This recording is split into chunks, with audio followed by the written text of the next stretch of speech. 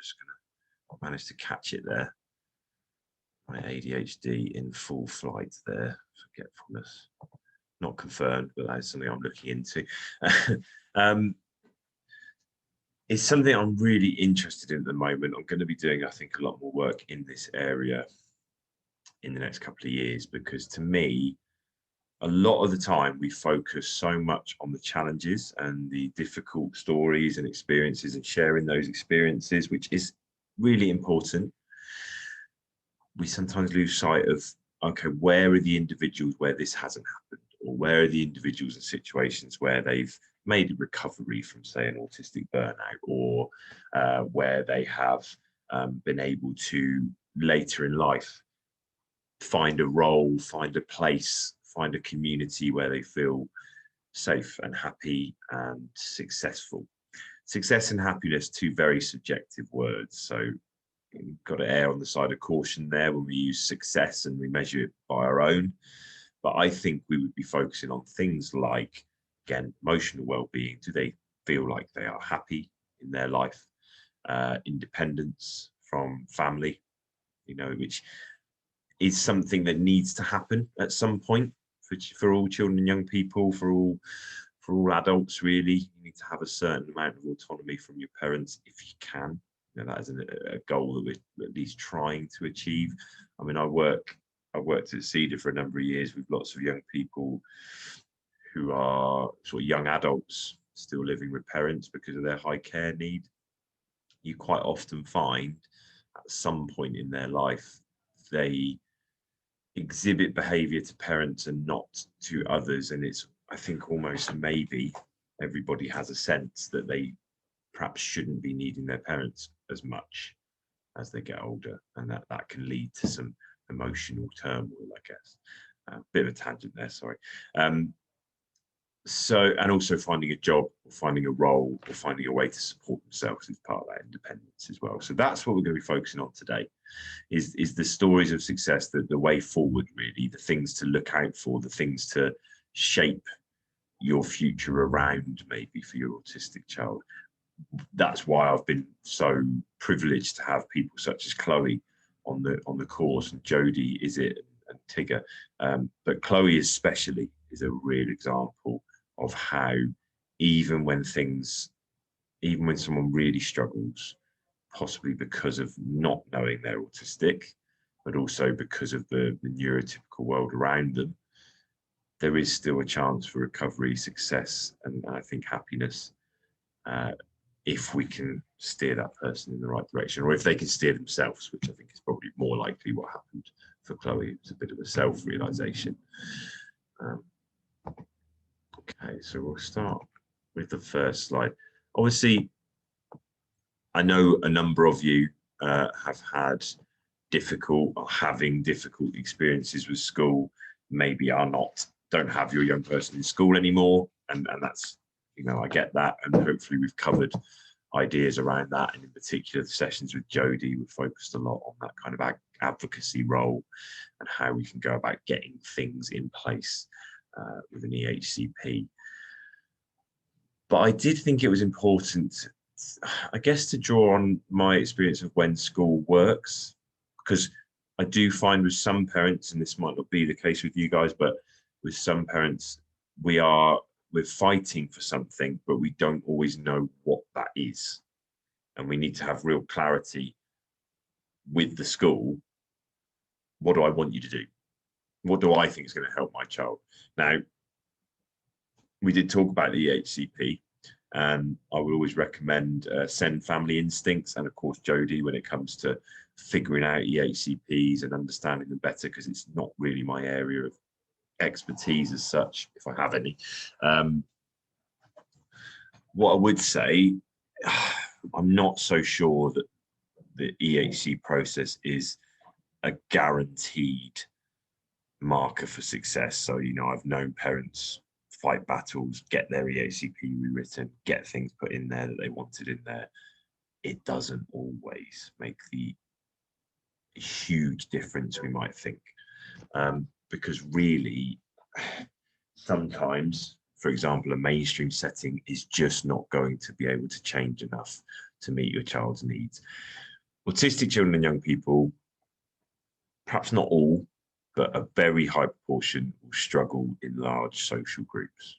And by large, that can mean, you know, if you think of I would think of a group of friends interacting rather than a sort of assembly or classroom. You know, 5 or 6 can be a huge amount of interaction for an autistic child. So a mainstream setting is going to struggle to meet that need just because of their class size. So sometimes, you know, the EHCP is less important than the school being on board and trying things and being open to trying things and taking their lead from you. I'd say if that's the case, you don't always need an EHCP. But in terms of what's worked, I worked with a young man for a long time and still do, in fact. I've known him since he was about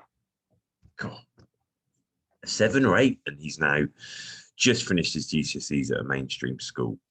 And, you know, if you met him, you would, I think, recognize that he is autistic. He does great in school, but he might be someone that you would expect, because of his autistic traits, to struggle in a mainstream school, but he doesn't. But one of the things he's been allowed to do right from day dot in secondary school is to go into a nurture group or room every break and lunch, or, you know, any free time really.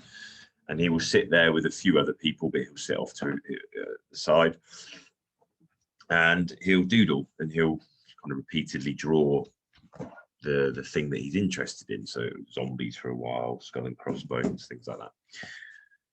And it's interesting because I think at one point the school were considering whether they should be doing more. I think parents were even asking for him to be doing more social stuff. Could he be encouraged, supported to socialize? I went and did a school observation and I watched him around the school, and actually the kids there were really great. They always said hello to him. He said hello back and hi dude and high-fived a few, but he was stomping straight to that break room. And I just think he needed it. I think he needed that decompression. He needed that break.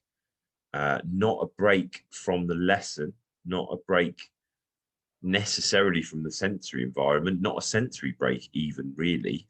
Though you could argue that everything is sensory on some level, so the drawing was sensory. But a break from people and an engagement in a special interest. So when mainstream does tend to work, how I see it, is when the child is motivated to be there. That's a big one. They're either motivated by wanting to do it because all their friends are there, or kids their age go to school, or they want to get GCSEs, or there's an intrinsic motivation that they've picked up through information that may or may not be anything to do with you. There's not really anything I can give you to get them motivated. Sometimes it is just a natural occurrence. Depends on how socially in tune they are and how socially motivated they are, and also how much they can cope with the actual school environment. Because if they can't cope with it, that motivation will wane. But it is a really key thing. If that's in place, that's usually when mainstream can work. Person-centered breaks are essential.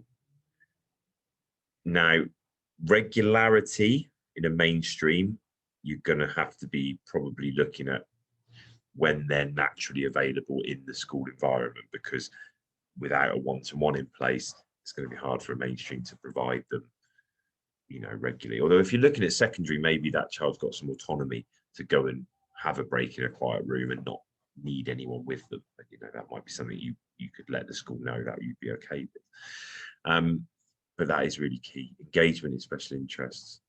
Social acceptance from peers is really important too, which is why I'm trying to get into schools more and more now. I think we're going to pitch it as, well, I kind of jokingly pitched it online once as social skills for non-autistic kids, because actually the way that, you know, children and young people in a school environment accept difference and diversity is really good social, or is a good indicator of their own social skills, their own empathy, their own ability to kind of, you know, not isolate someone just because they're different. So actually it's something that I think all schools should be working towards, because we know that, for example, masking, which, you know, Chloe spoke about, I think, is thought to be a result or is said to be a result from the autistic people themselves of them being scared to be different. So that's coming from somewhere, and it might often be coming from the adults around them, but it could also be coming from their children, young people, their peers. So that is what you're trying to look for. That's what, when you're looking at a mainstream, maybe you're trying to choose a secondary, maybe you are trying to work with a secondary that's on board. I know some of this might be wishful thinking, but just in case, those are the things we're trying to sort of get close to. In a specialist provision, slightly different. Obviously, I've got a comment here, so I'll just double check. At the moment, school is really working for us. That's brilliant to hear, Elaine. Primary level, sensory breaks is required, motivated groups, friends doing well. My son has asked to teach. Brilliant, brilliant. And if that teacher or needs help with that lesson, do get them to get in touch. But sounds like a really good ethos. I guess that, and I'm not trying to fill you with dread. The jump to secondary is huge, so I would be thinking about that already, because lots of primaries actually do get it right, but then the jump, the transition to secondary can be really big, and so that's what you're looking for in a mainstream secondary. That's what those things are essential, and that's where they do become difficult. The advantage is if you're kind of ahead of the game, you might be able to take him on visits to environments, things like this. Bill says an EHCP is essential to get done, certainly in secondary, as soon as you reasonably can. They take about 6 months. You have to apply yourself. No one else is prepared throughout. My daughter's case. Yeah, and Bill, I wasn't necessarily saying they're not essential. They shouldn't need to be essential, is the reality, because the school should be able to make reasonable adjustments, but they do end up becoming essential because certain schools do not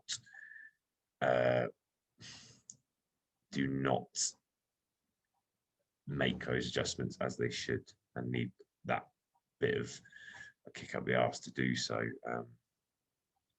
I guess what I was also trying to add into this bit is they're not always enough. They're not always enough. You can't apply to, for example, Exeter College without one. Okay, it's good to know. I mean, surely you can apply to Exeter College without an EHCP, because you wouldn't need an EHCP if you weren't autistic. I think we're getting a bit. I'll leave you guys to figure that out between you if you're having that conversation. I wasn't aware that was the case. I think it depends on the young person, maybe. The simple fact is, which is why we had Jodie involved, it's a bit of a fight and a slog for parents. So I just wanted to cover what you would be perhaps looking for in those provisions.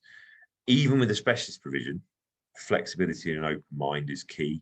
Interest-based learning, reduced class sizes, and how they receive information from parents. That's what I would be looking for, because I work with a lot of parents that are looking at different provisions. Sometimes the environment's great, sometimes it's what they've been asking for, but actually I would be cautious when a school or placement says they fully understand autistic children. No problem working with autistic children. Do they know your child? Do they have the flexibility to work with your child in the way that's going to work for them, rather than the way that they work with all the other autistic children in the school?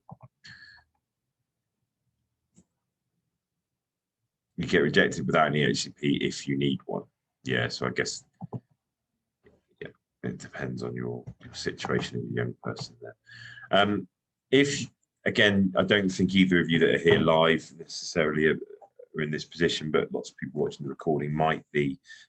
If your child has been in a burnout and therefore not been in school, so I don't know what my mouse is doing, then you have to find a provision that is flexible enough to meet the child where they are and work just beyond that.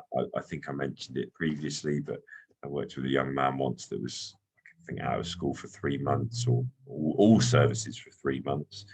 Explosive towards parents. They wanted some provision. I spent 3 months in his room playing video games with him before we started to get out and started to build on that relationship. So if your child's been at home for 2 years and a placement becomes available at, I don't know, a wonderful farm setting or somewhere in the forest that you think would work for them, they still need to be flexible enough to meet them where they are and start to work gently out from that. It's too much to expect that child to go from here to there just because the provisions become available and the 0 to 25 have finally pulled their finger out. What I would say is sometimes the recovery from burnout can seem to happen like that. And if there is a special interest around that provision, such as they love animals and there are animals at the provision, that can sometimes be enough to just switch. Oh, okay, yeah, there's a reason to go to school. There's a reason to cope with all the stress. Brilliant. But usually, if I was looking at, say, getting my child back to school, I would be looking for provisions, looking for ideas that where you can meet them where they are, i.e. at home, and work out from there. In the Exeter area, I only know a few STEAM team, Southwest Autism. So I don't know if they're educational. How else does that kind of work? I mean, Cedar would probably, but it's not educational. I can't think of any specific education providers that do that. Breakthrough, maybe. Breakthrough Transformation Trust, maybe. But, okay. The most important pathway of all, the most important aspect, area of all for you and your child now, I think, is the special interest pathway. The single biggest example that I can find in the people I speak to, the things I read, of autistic people that are happy, independent, and are employed is when they have found their kind of special interest pathway.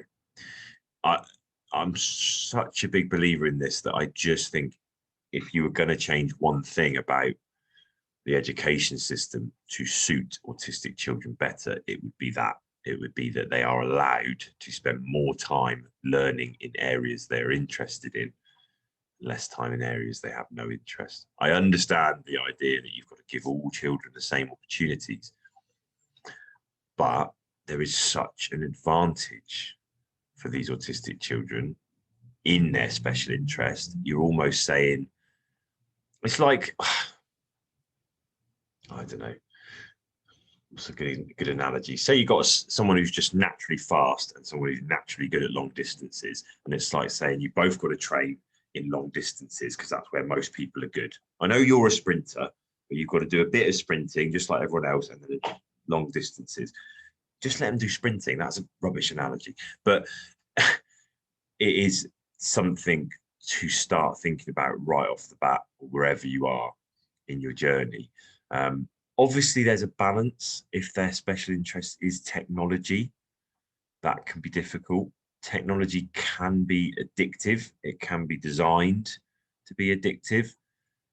It's the only special interest really where the special interest itself is trying to hook you in.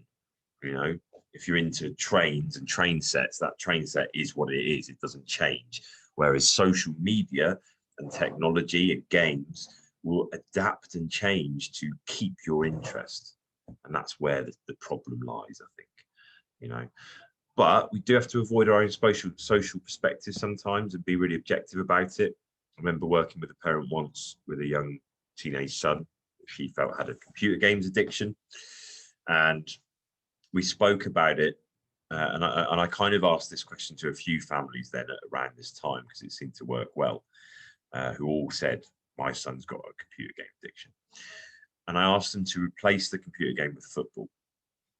And if they were spending hours on end, every spare minute playing football, running down the park to play football, wolfing down their food so they could get back to football, all that, you know, everything that they were telling me about football, would their parent be happy with it? And if they didn't like football, then tennis, anything. anything they would be okay with, maybe a game that they used to play or love. And if they think about that and think, yeah, that would be fine, it usually means that our social perspective is getting in the way. However, it's the flip side of it. If your child was refusing to have meals because they didn't want to stop playing football, have a huge emotional, quite violent meltdown whenever you try to intervene and stop them playing football, wouldn't go to school so they could stay home and play football, all those things swing it back to this more addictive profile. So we just have to sort of ask that question and replace it a bit so we know what we're dealing with.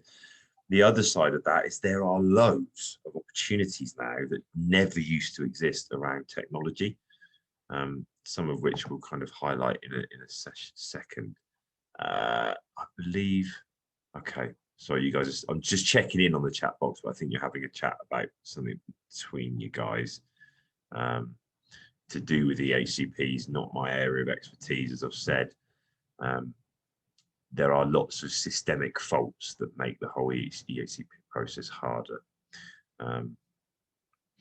Yeah, they can't get extra funding without an EHCP, and also sometimes they have some funding because your child is registered as having a disability or, you know, as autistic, but that funding is generalized, and sometimes the HCP makes it specific to that child and then also shows that they need extra funding to do so. So yeah, it might well be that they don't accept certain young people without an EHCP, particularly if they've come from a specialist placement or have an autistic diagnosis. You might find that's not the case for everybody, I don't know. But just going back to this technology thing, so there are lots of, I remember once working with a couple of young people that all wanted to be, this was probably 5 or 6 years ago, I guess, all wanted to be YouTubers. And initially I was like, well, that is not a job. That is not something you can do in your life easily. But the trouble is, there are people making loads of money now online, and there are people making loads of money doing stuff that, as a child or young person, you would look at and go, what? Best job ever. I mean, there's that kid that's made millions and billions of pounds from just opening toys and reviewing them. You know, there are people that literally sit around and eat and watch films and film themselves doing it and make loads of money. There's a thing now called, what's it called?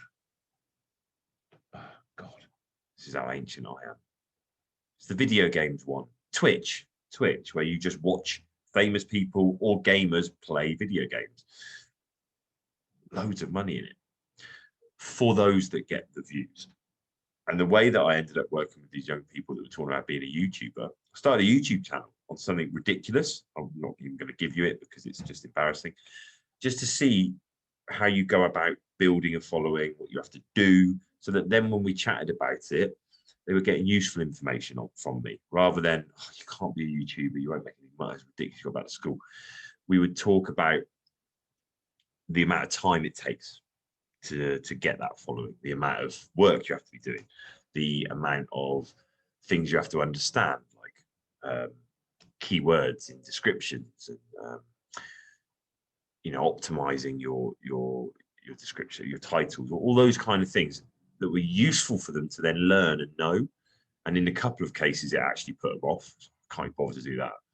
But in one case, he actually went on and started coding and all this kind of computer stuff. So we've got to balance our position on technology with that, and try and get next to them as always, and not shut down those discussions, but just see where the value is.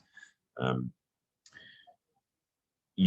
would say, and we might do a course in this one day, and I'd love it if there was a software or a bit of equipment that you could put an autistic special interest in, and it would connect with all these different jobs and roles they could do around that. It's a good idea, that, isn't it? But not something I would know where to start on. You kind of been a special interest careers advisor, an opportunity spotter. You know, what are they into, and where could that lead them? You know, I work with one young man who his favorite thing to do is watch the bin collection. So we're exploring ideas around whether he could get a job on the bin lorries. He couldn't because he doesn't drive at the moment, but he could volunteer for some recycling lorries work as a collector. So, you know, it's using that as a springboard for him getting a job or something that he can be interested in vocationally. And that's kind of what you're trying to do. You're trying to become a special interest careers advisor or an opportunity spotter. This is, you know, something that gets done in lots of courses. And I think Chloe touched on it, where we shouldn't be sort of showing autistic children and young people sort of extremely successful people and saying, oh, it's your superpower, because there could be strengths, there could be challenges, it's balance. But I did want to show some role models and some ideas of successful pathways, just because I think that is really key as well. Temple Grandin, who wrote lots of books about being autistic, but initially made her living and was very successful helping in the design of more, I think, animal-friendly and safe and calming, you know, farm equipment and farm areas, because she had a passion and interest for animals and was then able to think from the animal's perspective. So I think in one of the books I read, she talked about when the cattle were being driven in to get milked, they were really sort of having quite a lot of difficulty getting them in. And she looked at it and said it was quite simple. You're taking them from a light area to a dark area, which is scary. So put some lights in there, maybe dim this area. And it made a huge difference because she was just seeing it from their perspective. So, you know, and she talks also about how grateful she is that her mum used to not push her to do things that she really, really struggled with, but the one thing she would always push is you got to do you've got to go on these camps with the animal. You know, you've got to do the things that are hard, that are in your special interest, because you love that and it'll be worth it. So, you know, say for example, going to a new camp where they could stay on the farm and help out the farm, but she'd be away from home, so she was, you know, nervous. This is worth it. This is where I'm going to push you, because I know once you get there, there are things you're going to love. So, you know, that's a really good sort of frame or role model to sort of think about, either with your young person or for yourself as the parent. Steve Jobs, obviously, gets used quite a lot. Yes, hyperfocus, technological interest could lead you to Steve Jobs. Less likely, really, but it's a good example of where we can move away from the sort of, you could be Steve Jobs. I mean, that's a 1 in a million type person, autistic or not, you know, that kind of level of success and drive and you know, input.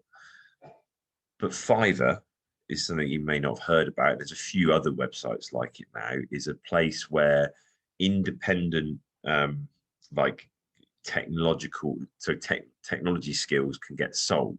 So, for example, I'm going to tell you about some exciting news at the end of this. But for my new training venture, I've got a logo designed for about 20 quid online. Looked through, there's like a list of sellers that say they'll design your logo. Here are some of my work. So for an autistic child that's really good at tech and really good at, say, a certain element of tech, maybe it could be editing text, maybe it could be creating a logo. There's loads on there. You can make a bit of money. And again, you can start to find your path, find your way of supporting yourself. So that's just the sort of things we have to be looking for, you know, the things we have to be aware of, so that they can start to feel success from what they're good at and make a bit of money and contribute. Chloe's quote there, everybody's weird, you just have to find your group of weird to love, because, you know, it's not calling anyone in particular weird, just everybody in the world, which is fair enough. But that's about that idea of finding your connection, finding your group of people. The reason I've put it in here under the sort of role model slide, pathway slide, is Chloe's story, which again, I think she probably briefly went over in her session, but was more focused on the content of, you know, fostering a positive identity. But if you don't know Chloe's story, it's worth finding it out, because she didn't know she was autistic until much later in life. As a result, really struggled in mainstream, had some big mental health, you know, difficulties around that.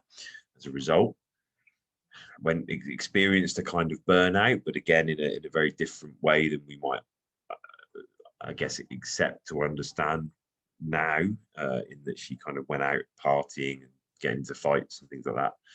Again, she talked about this in her session, but I think it was around 30, even maybe a bit earlier, she went back to school, got her GCSEs that she'd never achieved, so that she could go to college, so that she could then go to university, all online, I think. Not sure if she actually attended a university or not, and got her PhD. She's a doctor. Now, if that doesn't show that later in life there's a potential for recovery if you find your special interest pathway, I don't know what does. You know, she was interested in mental health, so everything came together, and she used that to drive her forward. Similar thing with Harry Thompson, that I work with a lot, who's an autistic person with PDA profile, but he's written a book about his life. He's, you know, a sort of social media presence and advocate, speaker, and all the PDA extraordinaire. And again, he can make a living from that, you know, and he loves it, and he enjoys doing it. You know, I think there are challenges for him. I think more recently he's struggled with doing things the same way a lot, which I can relate to, and I think, you know, that's part of his makeup. But it's what will happen with that is it will spur him on to do more creative, wonderful things. Obviously, me being a gym goer, an exercise buff, I had to get a strong man in there. I think I might have put his brother in by mistake, actually. But there's Luke Stoltman, big Scottish bloke who came third in World's Strongest Man last year. Is autistic, and he talks about it quite a lot, quite openly. But his hyper focus became being strong, so he kind of obsessed over it, did everything he needed for it, and in that kind of athletic performance. I mean, if you think about an athlete, hyper focus is essential, you know. But again, it might not be. This is another. So I'm going to go off on a bit of a tangent. I'm sort of sports and PE is an area that, again, needs an overhaul in mainstream education. First of all, they need to be doing more of it in general, kids. But for the autistic child that hates sports and PE, they should be doing different stuff. There are so many sports. You know, again, the Olympics shows us that every 4 years, everyone kind of goes, do you know what? I love that curling one. Oh, that's Winter Olympic, you know. I love canoeing. I'm going to watch this every week. You don't watch it every week. But the thing is, as a child, you never get to try stuff like that. You'll get football, rugby, cricket, rounders, netball, you know, all of which are team sports, all of which are really difficult then, because I've got to work with my team as well. Whereas there are loads of really good individual sports that you can imagine, again, autistic hyperfocus could be a real strength in shooting, target shooting, you know, the concentration, the repetitiveness, doing it over and over again. So you, again, as a parent, maybe your role is to just keep trying different activities with your child and young person and let them know, oh, do you know, by the way, say we were playing a game of like sword fighting, fencing, you know, that's a sport, you can do this, blah blah blah blah. So it's finding those skills in yourself, because I do believe as a parent, you know, this is really a big area to focus on in the future, is where might their special interests take them. Again, it's not for all, you know, so I do know lots of autistic adults that go to work, do a job that they quite enjoy, but then go home and do their special interests. That's fine. But there's often something about the job that fits in with what they're good at and what their strengths are and what they enjoy doing. And that comes back to Sainsbury's, which I'm not a, I mean, we live closest to one, so we end up going there quite a lot. But it's not like I'm a massive fan of Sainsbury's or an advocate, and I'm sure they do lots of evil corporate things. But actually, certainly the one in Alfrington that we've got, they do really good stuff in supporting a diverse workplace. I don't know how deliberate it is. I don't know how they go about it. I haven't spoken to them for a number of years, although they did get us into do training right at the start of BizNet. But just from being in the store, I know, you know, that there are lots of people working there with differences, you know, whatever. I don't know exactly what they are. And that's brilliant. You know, it's great. They're obviously making it, you know, a place that can be accepted and included in. But they also do good stuff like Click and Collect, which shows a bit of nous, I think, about, you know, a service that would support someone that doesn't perhaps want to go in and do all of that, but does want to go out to the shops and get their own stuff and can't do deliveries and things like that. So knowing employment areas where there is an acceptance or there is a drive to promote neurodiversity is another key skill you can develop. In America, they're actually much better at it. They'll kind of go into schools and hand pick people that are showing really exceptional skills in one or two areas, and then fast track them into sort of maths programs, computer programs, and employment programs, because these tech companies know that if you've got I don't know, a 10-year-old that's really struggling at school, but is somehow 3 years above at maths or tech or IT, that's where they need to be. Let's make them important in their role. So I guess that was a big thing that I wanted to kind of get across to you guys. And here we have some random pictures. I guess it's a pathway. It's a parenting pathway that I've, I guess, worked with parents to understand and develop over the last decade or so. But I haven't managed to find appropriate pictures for it. So these are a bit higgledy-piggledy. What I hear from a lot of parents, and I put a post up a while back of the sort of, you know, shielding your child from all the arrows, you know, protecting your child, you're in front, you're kind of taking the brunt of everything, protecting them from as much as you can. That's where I think a lot of parents feel they are. You know, they are at the front, knocking down doors, removing triggers, protecting, managing, fighting the cause. And the child is behind, sometimes oblivious, and sometimes poking you in the back and saying, hey, what are you doing? Do it differently. Then you want to move to being side by side when you can. Sometimes when you're at the front fighting and in front and trying to protect, there's a message or a thing that you have to let through, you have to deliver, i.e., I don't know, you've got to go to school. So then we turn around and talk to them and get confrontational. I've talked before about shoot the messenger syndrome. You know, you're there at the front, you get the information.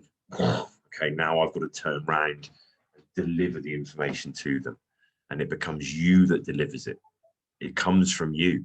And for that child, why are you doing this? You know, this is awful. Why are you saying this? You know, this is your idea. And that's what we want to avoid. That's why we want to get side by side. Whatever the challenges are, we're upfront and honest, and we're observing them together. Now, again, that might not work with someone who is less verbally able, although I still would use it as a principle, you know, rather than confronting them, be sort of, you know, looking at this thing over here or explaining this thing over here and why it happens. But with younger children, it might be harder as well, but eventually that's where you're getting to. And, you know, I worked with one parent in particular who sort of articulated this to me really well. She said that through our work, she felt like she'd gone from, you know, being in front and protecting and fighting that cause to actually being alongside, to being alongside and helping him through, but actually letting him do some of the work himself. And then eventually the picture at the bottom, which unfortunately is a younger child, so that doesn't really work pictorially, you're behind, encouraging, just there if they need you. And that's where you're trying to get to. But the thing is, in typical development pathways, you might be able to put an age on this, very young children typically are at that stage where I don't need you anymore. I can do it. That doesn't seem to happen as quickly or in the same way for autistic children and young people. So we have to kind of adjust accordingly. But it's more of a metaphor. It's not necessarily any specific examples. But I think honesty with your child about why you're doing what you're doing will get you to that side-by-side position. I think avoiding confrontation and validating and empathizing with them when they struggle with the messages you send will get you to that side-by-side. Rewarding, encouraging, motivating them to develop either their sense of self-awareness, either their areas of strength, i.e. what we've just spoken about, that special interest pathway. That's an example where you can go, okay, here I move back. And again, I'll give you another story from a parent that I think used this principle perfectly. So she used to take her son geocaching. That was his special interest, his thing that he loved to do at the weekend. And geocaching is a bit like letterboxing on Dartmoor, but it's with like you use tech and coordinates, and there's sometimes like a little toy or figure or something that represents the geocache when you found it.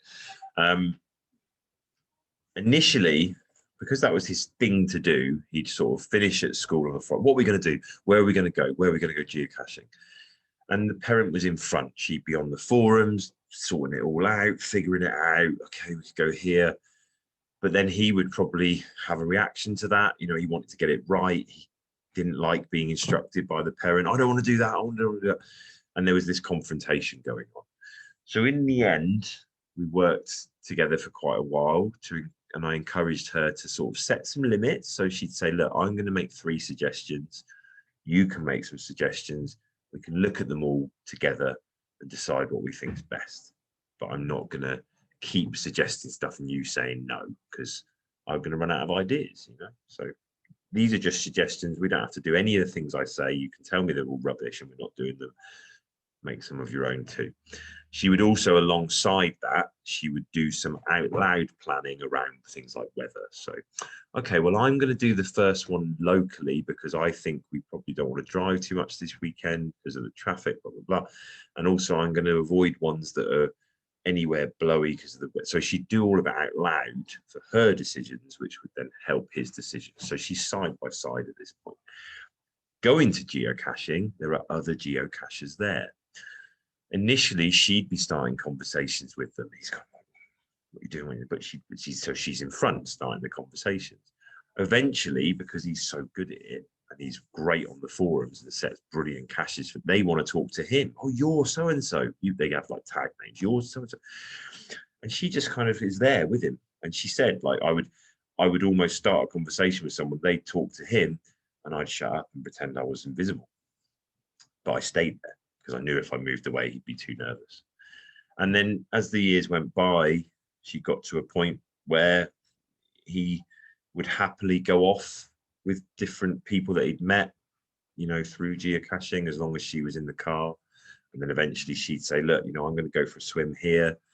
She liked swimming in the sea and stuff like that. So I'm going to go for a swim here. I'll be back at this time. And just stepped back, just worked back so that he was independent. And I know it's a big old sort of metaphorical story. I hope it's useful in some way, but that is in part where I think you should be aiming your journey. You don't want to always be in front. You want to try and step to the side so they're at least experiencing what you're doing with you to help them.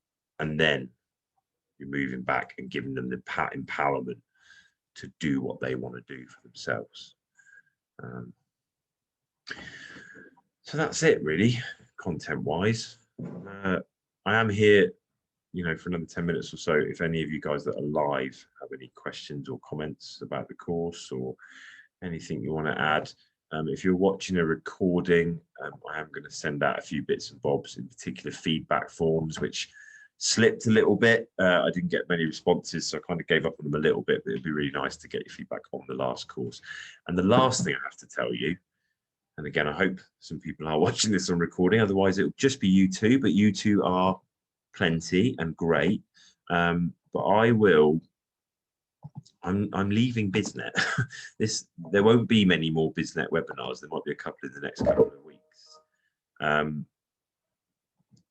Well, don't panic, Elaine, because I'm going to be starting my own thing, which is going to be called NeuroDive, which is a training venture, I guess.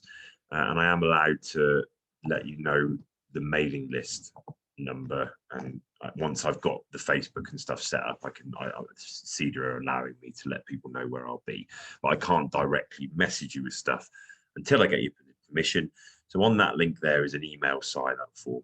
You'll only ever get email from me about NeuroDive and that the projects I'm doing. So it's not like a spam. You won't get any marketing from other, even people we work with and know we don't share their stuff because we think that's a bit intrusive. So if you are keen on accessing more of our events, then please do sign up for that. We'll keep an eye out for NeuroDive on Facebook soon. But yeah, so the webinars will start happening in the next couple of weeks just from there. So it'll still be me. I would love you to, Elaine, love you to. That'd be really, really helpful. That'd be brilliant.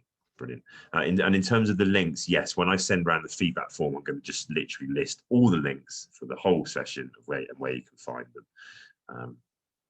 And you're more than welcome to share that with people. It's in the chat box, so maybe I'll put it on the email that I send out to everyone anyway. Because again, I'm allowed to do that, because then you have to take an action to allow me to contact you in the future, which covers GDPR. Do you guys have any questions at all? Is BizNet continuous with someone else? Yeah, so good question. I should have explained that. So I'm moving to a different service to start family services there. I haven't got details on that, but they will be on that mailing list. I will have access to a Woodland, so I'm going to be wanting to do some of those sessions as well, but I'll also be doing the online stuff with families. The webinars and online training will be my own thing that I do on the side. So both of those things will still continue. BizNet will continue with Howard, who's fantastic, who I've kind of mentored all the way up through, and now does some great work of his own. And I will also be involved in recruitment and training of the new BizNet consultants with my processes that I've used and put in place, and probably overseeing or have some role in BizNet anyway in the future. So fingers crossed. Or they might just get someone brilliant and go, oh, bye Sam, see you later. Who knows? But yeah, if you're on the waiting list, for example, if you were only on there to work with me, you've got my current email address, but that will change soon, but you could maybe contact me direct about that, and I can pass that on to my CEOs and they can figure it out. I would encourage you to stay on the BizNet waiting list. They will just still continue to do great work. And again, Howard is fantastic at what he does. He gets lots of great results. So yeah, I'm not encouraging you to move away from BizNet. And it will continue, definitely, and hopefully go from strength to strength. Okay, any more questions? Anyone? Stop sharing that for the minute. Okay, I will end the recording. So if you're watching a recording, thank you again for your time. Thanks for watching. Please complete the feedback forms when they come out. And please get on the mailing list for NeuroDive.